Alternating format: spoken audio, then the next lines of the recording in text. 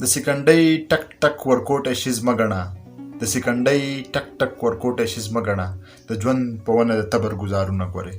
سلامونه. تاسو ته د خپل وخت قیمت معلوم دی؟ د یو منټ ستاسو څه قیمت دی، د یوې ګنټې، د یوې ورځې او د میاشتې. خلک داسې ډېر وایي چې د وخت څه قیمت نشته، خو که چېرته موږ حقیقي ژوند ته راشو او خپل ځان ته وګورو نو موږ خپل د ژوند وخت د پیسو په شکل کې معلومولی شو. کوم چې غټان خلک وي، پرمختګه خلک وي، هغو ته د خپل منټ د خپلې ګنټې د قیمت پته وي. ګوره که ته بېروزګاره یې، څه کار کول نه غواړې، څه کار کوې نه، نو ته الټه په معاشره باندې بوج یې. ستا د ژوند د پیسو په شکل کې څه قیمت نشي معلومېدی. دا د ویډیو د هغو خلکو دپاره چې هغه څه کار کوي او د هغو ژوند مصروفه دی او هغه خپل ژوند نور قیمتي کول غواړي. د وخت قیمت د پیسو په شکل کې به موږ په یو مثال په طور باندې بیان کړو. که د یو کس 40,000 پیسې راځي د ټولې میاشتې او دی 50 ورځې کار کوي، نو د 40,000 چې موږ په 50 باندې تقسیم کړو، د دې نه 1400 روپۍ راځي د یوې ورځې. اوس په یوه ورځ کې دی 8 ګنټې کار کوي. دا 1400 چې موږ په 8 ګنټو باندې تقسیم کړو، نو دې نه تقریبا 200 روپۍ راځي، 200 روپۍ ګنټه. او کله 200 موږ بیا په هغه باندې تقسیم کړو په شپېتو باندې، په منټس باندې، نو د دې نه تقریبا 3.9 روپۍ منټ راځي. نو که یو کس 40,000 روپۍ تنخواه اخلي، 8 ګنټې کار کوي، 50 ورځې کار کوي د میاشتې، نو د هغه د منټ قیمت چې دی 3.9 روپۍ دی. نو داسې تاسو خپل د ژوند کې د خپل وخت قیمت معلومولی شئ.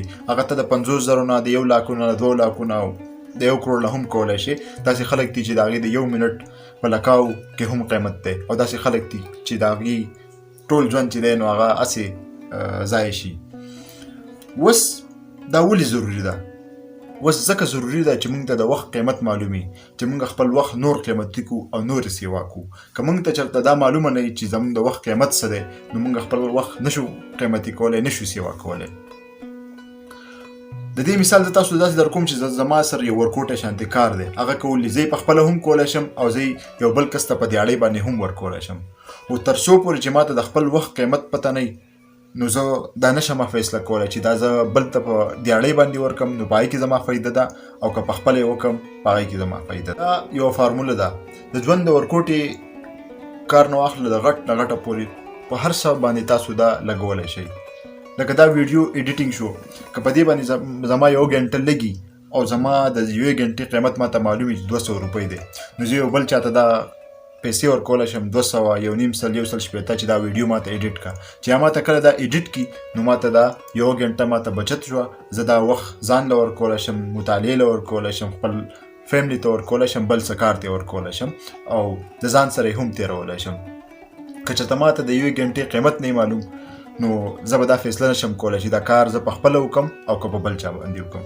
نو دغه شانتې تاسو د هر ګنټې خپل قیمت معلوم کړئ، او بیا چې څه هم کار کوئ، نو دا فیصله به تاسو ته اسانه شي چې دا تاسو په بل چا باندې وکړئ او که نه په خپله باندې وکړئ. د دې سره به ستاسو په ژوند کې برکت ورو ورو سیوا شي، ځکه چې تاسو به د خپل وخت قدر وپېژنئ. خپل وخت په قدر کوئ، دا به ورو ورو قیمتي کېږي. دې کې به تاسو ته دا هم پته ولګي چې زه دې کار لپاره دومره وخت ورکوم، نو دا ماته او معاشرې ته دومره فایده ورکوي او که نه. نو چې نه ورکوي، هغه کارونه به تاسو ورو ورو پرېږدئ، ستاسو ژوند به نور ښه کېږي. دغه شان د خلکو په باره کې، د مختلف واقعاتو په باره کې هم ده چې داسې خلک چې هغې له تاسو دومره وخت ورکوئ، دومره ټایم ستاسو اخلي، هغه ستاسو دپاره، د هغو دپاره او د معاشرې دپاره دومره فایده کوي او که نه. دا به ستاسو د ژوند نه ورو ورو وځي، ستاسو ژوند به نور برکتي کېږي. دا به د خلکو دپاره هم فایده کوي، دا به ستاسو دپاره هم فایده کوي. چې د وخت قیمت تاسو ته کله پته ولګېده، تاسو به د خپل ژوند د وخت هم قدر کوئ او د نورو هم. کله هم چې تاسو د بل کس سره خبرې کوئ، د هغه نه ټایم اخلئ، نو په ذهن کې دا خبره ساتئ چې دا زه د ده نه پیسې اخلم، دولت اخلم. وخت چې دی دا دولت دی، وخت چې دی دا ژوند دی. د بل کس نه ژوند اخیستل، د بل کس نه دولت اخیستل، د هغې قدر کول موږ له زده کول پکار دي، او د هغې قدر داسې دی چې موږ د بل وخت هم ضایع نه کړو او خپل وخت هم ضایع نه کړو. او که دا ویډیو هم خوښه شوي، د نورو سره یې ضرور شریکه کړئ. السلام علیکم.